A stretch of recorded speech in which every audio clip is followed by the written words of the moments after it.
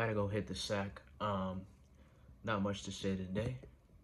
A lot of the stuff that I say is just repeated things, just said in a different way. Number one priority, like I say every day, is letting go and surrendering to life for what it is, not for what is imaginary and made up. The imagination has a purpose, and its purpose is so that you can create your destiny. Because imagination is the accumulation of memory, projected in a new and amalgamated in a new way, assimilated in a different way. But it's all past memory. Yeah. Basically, the purpose of visualization and thought, projection, and law of assumption is to create the psyche of the person that is that specific visualization. For example, if somebody visualizes themselves as a famous actor, a singer, YouTuber, streamer, whatever nowadays people do. If they vision themselves as the psyche of a successful, now to what degree? Success is different for everybody. Someone might think having 100,000 subscribers on YouTube is successful. Another person might think, being inside of a big movie, a blockbuster movie is successful. Someone might think averaging 10,000 viewers on a live stream is successful. Whatever you think is successful in whatever particular endeavor, you project that as if you are that thing with visualization or law of assumption, and you see through it. And I've discovered a technique recently where you do it and then you enter into the 3D experience. Let me break it down, because the way I see it right now is I can see that there's a 3D experience. I can see that there's a mind space that allows me to create different identifications.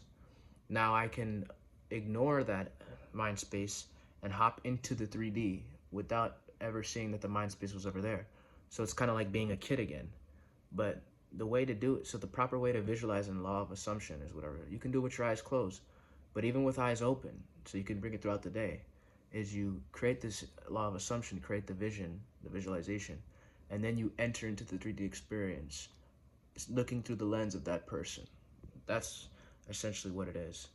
Whatever you think of success.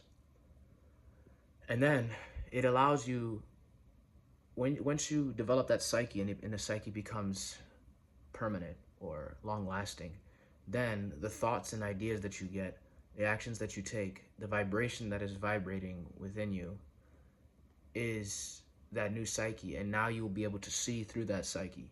Your perception of reality will be distorted through that psyche. It's already distorted with whatever psyche you have now.